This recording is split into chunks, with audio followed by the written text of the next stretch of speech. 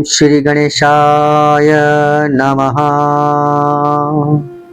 वक्रतुंड महाकाय सूर्यकोटि समप्रभ निर्विघ्नं कुरु मे देव सर्वकार्येषु सर्वदा। बोलो श्री हनुमान जी गुरु महाराज की जय। गुरुर्ब्रह्मा गुरुर्विष्णु गुरुर्देवो महेश्वरा गुरु साक्षात् परब्रह्म तस्मै श्री गुरुवे नमः। बोलो श्री जगदम्बिके मैया की जय। श्री जगदम्बिकाये नमः। सर्वमंगल मंगल्ये शिवे सर्वार्थ साधिके शरण्ये त्र्यंबके गौरी नारायणी नमोस्तुते। मेरे प्यारे धर्म प्रेमियों एवं मेरे प्यारे भाइयों और बहनों, आज हम आपके लिए लेकर आए हैं श्रीमद् देवी भागवत महापुराण के 5वें स्कंद के अध्याय 33 की पावन कथा। इसमें आज हम आपको सुनाएंगे कि मुनि सुमेधा ने सुरथ और समाधि को देवी की महिमा बताई, अर्थात देवी की महिमा। इसमें आप देवी की महिमा के बारे में जानेंगे और इस कथा का आनंद लेंगे।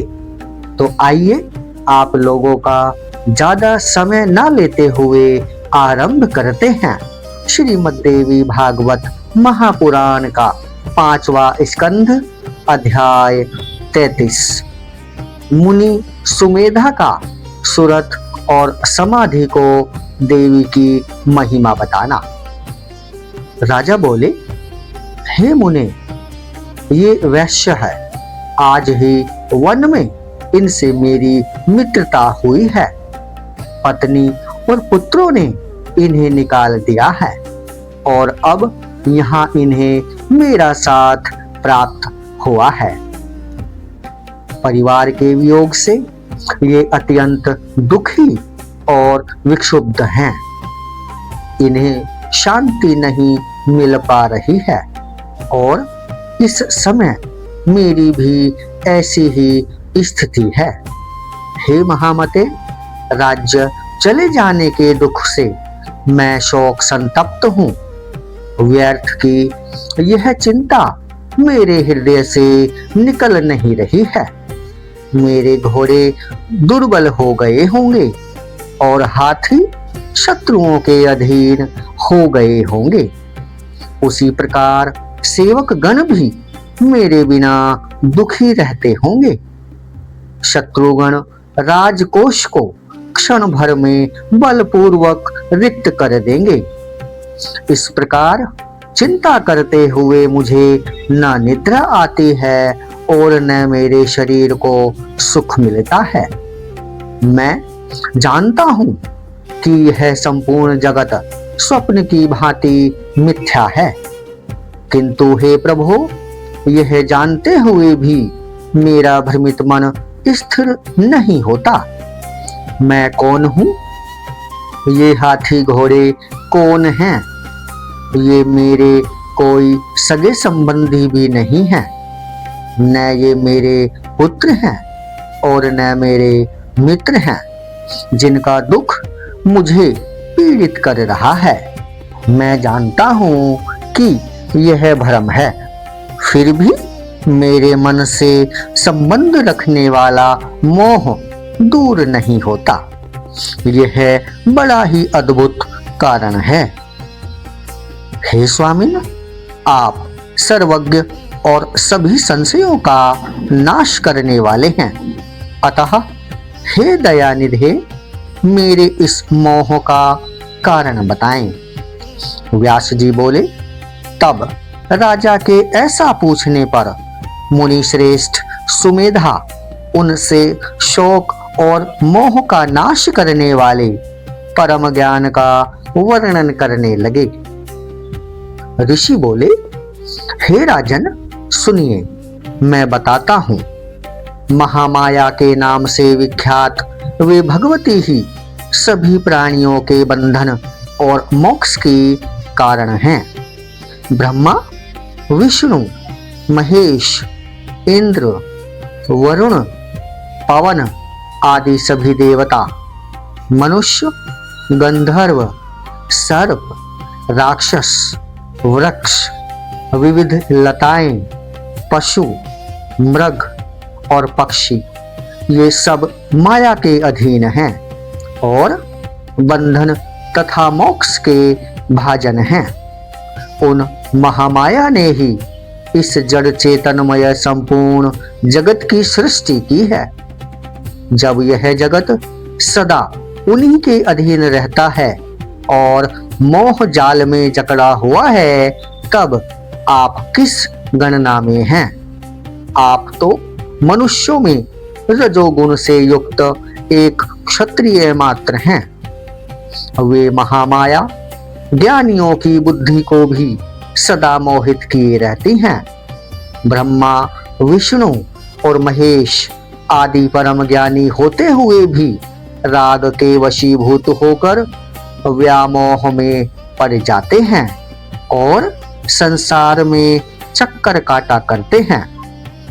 हे राजन, प्राचीन काल में स्वयं उन भगवान नारायण ने ब्रह्म विद्या की प्राप्ति तथा अविनाशी सुख के लिए श्वेत द्वीप में जाकर ध्यान करते हुए 10,000 वर्षों तक घोर तपस्या की थी। हे राजेंद्र, इसके साथ ही मोह की निवृत्ति के लिए एक निर्जन प्रदेश में ब्रह्मा जी भी परम अद्भुत तपस्या में संलग्न हो गए। हे राजेंद्र, किसी समय वासुदेव भगवान श्री हरि ने दूसरे स्थान पर जाने का विचार किया और वे उस स्थान से उठकर अन्य स्थल को देखने की इच्छा से चल दिए। ब्रह्मा जी भी उसी प्रकार अपने स्थान से निकल पड़े। चतुर्मुख ब्रह्मा जी और चतुर्भुज भगवान विष्णु मार्ग में मिल गए। तब वे दोनों एक दूसरे से पूछने लगे, तुम कौन हो? तुम कौन हो? ब्रह्मा जी भगवान विष्णु से बोले, मैं जगत का सृष्टा हूं। तब विष्णु ने उनसे कहा, हे मूर्ख, अपनी महिमा से कभी च्युत न होने वाला मैं विष्णु ही जगत का करता हूं। तुम कितने शक्तिशाली हो? तुम तो रजोगुण युक्त और बलहीन हो। मुझे सत्वगुण संपन्न सनातन नारायण जानो। दोनों दानवों अर्थात मधुकैटभ के द्वारा पीड़ित किए जाने पर तुम मेरी ही शरण में आए थे। उस समय अत्यंत भीषण युद्ध करके मैंने तुम्हारी रक्षा की थी।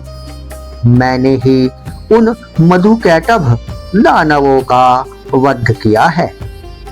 अतः हे मंदबुद्धि, तुम क्यों गर्व करते हो? यह तुम्हारा अज्ञान है, इसका शीघ्र त्याग कर दो, क्योंकि इस संपूर्ण संसार में मुझसे बढ़कर कोई नहीं है। ऋषि बोले, इस प्रकार परस्पर विवाद करते हुए उन दोनों ब्रह्मा विष्णु के होंठ फड़कने लगे। वे क्रोध में कांपने लगे और उनकी आंखें रक्त वर्ण हो गईं। तभी विवादरत उन दोनों के मध्य अचानक एक श्वेत वर्ण अत्यंत विशाल तथा अद्भुत लिंग प्रकट हो गया। इसके पश्चात विवाद करते हुए उन दोनों महानुभावों को संबोधित करके आकाशवाणी हुई, हे ब्राह्मण, हे विष्णु, तुम दोनों परस्पर विवाद मत करो। इस लिंग के ऊपरी या निचले छोर का आप दोनों में से जो पता लगा लेगा, आप दोनों में वह सदैव के लिए श्रेष्ठ हो जाएगा।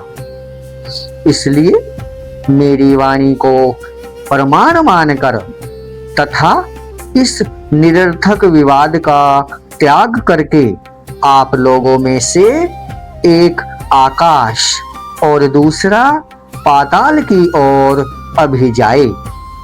इस विवाद में आप दोनों को एक मध्यस्थ भी अवश्य कर लेना चाहिए। ऋषि बोले, उस दिव्यवाणी को सुनकर वे दोनों चेष्टा पूर्वक उद्यम करने के लिए तैयार हो गए और अपने समक्ष स्थित उससे देखने में अद्भुत लिंग को मापने के लिए चल पड़े।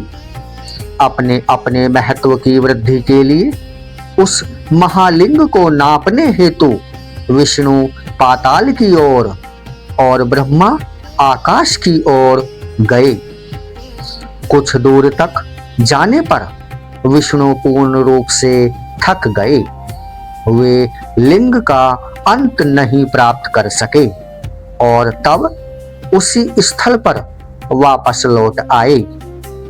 ब्रह्मा जी ऊपर की ओर गए और शिव के मस्तक से गिरे हुए केतकी पुष्प को लेकर वे भी प्रसन्न हो लौट आए।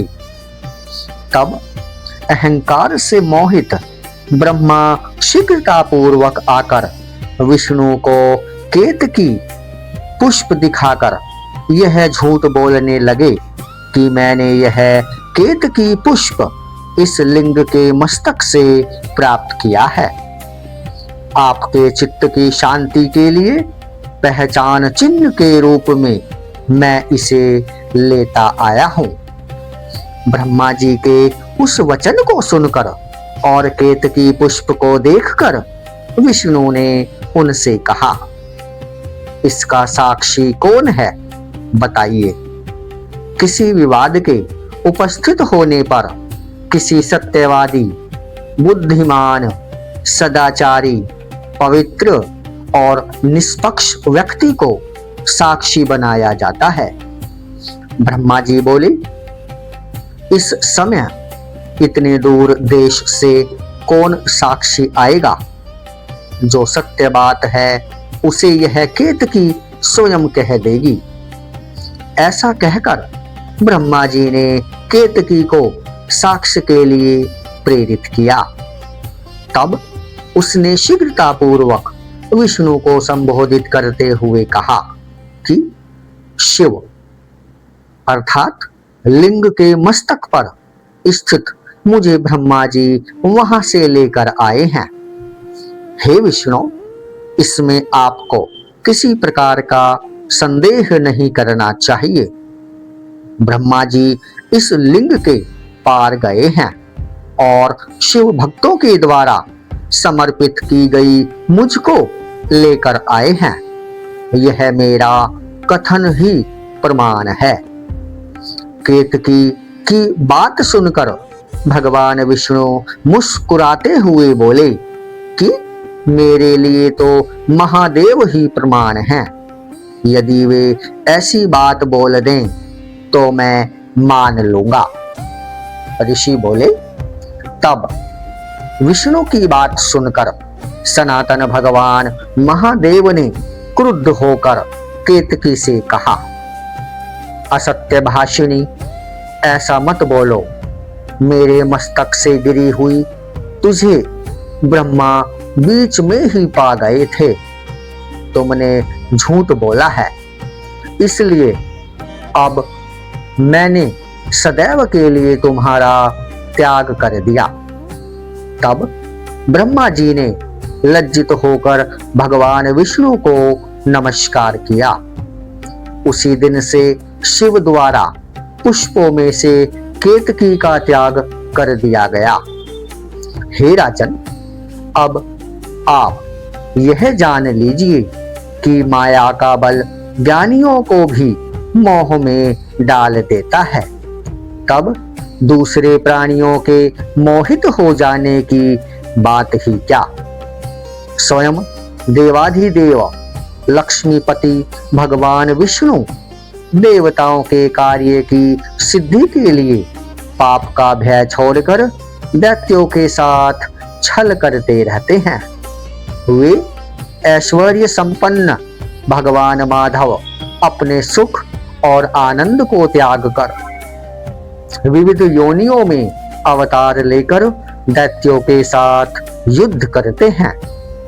देवताओं के कार्य हेतु अंशावतार ग्रहण करने वाले सर्वज्ञ तथा जगतगुरु भगवान विष्णु में भी यह माया शक्ति अपना प्रभाव डालती हैं। तब हे राजन, अन्य की बात ही क्या है। हे राजन, वे परम प्रकृति स्वरूपा महामाया ज्ञानियों के मन को भी बलपूर्वक आकृष्ट करके मोहित कर देती हैं। जिन भगवती के द्वारा स्थावर जंगमात्मक यह संपूर्ण जगत व्याप्त है, वे ही ज्ञानदायिनी, मोहदायिनी तथा बंधन एवं मोक्ष प्रदान करने वाली हैं। राजा बोले, हे भगवान, मुझे उनके स्वरूप, उत्तम बल, उनकी उत्पत्ति का कारण और उनके परम धाम के विषय में बताइए। ऋषि बोले, हे राजन, अनादि होने के कारण उनकी कभी उत्पत्ति नहीं होती। नित्य और सर्वोपरि वे देवी समस्त कारणों की भी कारण हैं। हे नृप, वे शक्ति स्वरूपा भगवती सभी प्राणियों में सर्वात्मा रूप से विद्यमान रहती हैं। यदि प्राणी शक्ति से रहित हो जाए तो वह प्राणी शव तुल्य हो जाता है, क्योंकि सभी प्राणियों में जो चैतन्य शक्ति है वह इन्हीं का रूप है। देवताओं की कार्य सिद्धि के लिए ही उनका प्राकट्य और तिरोधान होता है। हे राजन, जब देवता या मनुष्य उनकी स्तुति करते हैं, तब प्राणियों के दुख का नाश करने के लिए ये भगवती जगदम्बा प्रकट होती हैं। वे देवी परमेश्वरी अनेक रूप धारण करके अनेक प्रकार की शक्तियों से संपन्न होकर कार्य सिद्धि करने के लिए स्वेच्छापूर्वक आविर्भूत होती हैं। हे राजन, अन्य देवताओं की भांति वे भगवती दैव के अधीन नहीं हैं। वे देवी काल के वश में नहीं हैं। वे देवी सदा पुरुषार्थ का परिवर्तन करने वाली हैं। वह देवी हमेशा देवताओं के कार्य सिद्ध करने वाली हैं। यह संपूर्ण जगत दृश्य है, परम पुरुष इसका दृष्टा है, वह करता नहीं है। वे सत असत स्वरूपा देवी ही इस दृश्यमान जगत की जननी हैं। वे स्वयं अकेले इस ब्रह्मांड की रचना करके परम पुरुष को आनंदित करती हैं और उन परम पुरुष का मनोरंजन हो जाने के बाद वे भगवती शीघ्र ही संपूर्ण सृष्टि प्रपंच का संहार भी कर देती हैं। वे ब्रह्मा, विष्णु और महेश तो निमित्त मात्र हैं। वे भगवती ही अपनी लीला से उनकी रचना करती हैं और उन्हें अपने अपने कार्यों अर्थात जगत का सृजन करना, जगत का पालन करना और जगत का संहार करने में प्रवृत्त करती हैं। वे देवी उनमें अपने अंश अर्थात शक्ति का आरोपण करके उन्हें बलवान बनाती हैं। उन्होंने सरस्वती, लक्ष्मी और पार्वती के रूप में उन्हें अपनी शक्तियां प्रदान की हैं। अतः वे त्रिदेव उन्हीं पराम्बा को सृजन, पालन और संहार करने वाली जानकर प्रसन्नता पूर्वक उनका ध्यान और पूजन करते हैं। हे राजन, इस प्रकार मैंने अपनी बुद्धि के अनुसार देवी का यह उत्तम महात्म्य आपसे कह दिया है। मैं इसका अंत नहीं जानता हूँ। जय माता दी। श्री जगदम्बिकाये नमः। बोलो श्रीमद् देवी भागवत महापुराण की जय। मेरे प्यारे भाइयों और बहनों एवं मेरे प्यारे श्रोता बंधुओं, यदि आप श्रीमद् देवी भागवत महापुराण की इससे पहले की पावन और पवित्र कथाएं सुनना चाहते हैं और इन कथाओं का आनंद लेना चाहते हैं तो आप हमारे चैनल पर सुन सकते हैं। श्रीमद् देवी भागवत महापुराण की इससे पहले की सभी पावन और पवित्र कथाएं हमारे चैनल पर आपके लिए उपलब्ध हैं। मेरे प्यारे भाइयों और बहनों, हमारी आपसे प्रार्थना है कि यदि आप हमारे चैनल पर नए हैं तो कृपया आप हमारे चैनल को सब्सक्राइब करें। हमारी इन पावन और पवित्र कथाओं को प्रेम से भाव के साथ ध्यानपूर्वक सुनें। आप हमारी कथाओं को लाइक करें और हमारी कथाओं के लिए कमेंट में अपने अमूल्य विचार अवश्य शेयर करें। आपका स्नेह और आपका समर्थन ही हमारे और हमारे इस चैनल की इस आध्यात्मिक यात्रा की सबसे बड़ी शक्ति है। मेरे प्यारे भाइयों और बहनों, हमारा यह चैनल पूर्णतः सनातन धर्म और सनातन संस्कृति के लिए प्रेरित है। मेरे प्यारे भाइयों और बहनों, इससे आगे का भाग अर्थात श्रीमद् देवी भागवत महापुराण का इससे आगे का भाग हम आपकी सेवा में शीघ्र ही प्रस्तुत करेंगे। तब तक के लिए जय माता दी। धन्यवाद।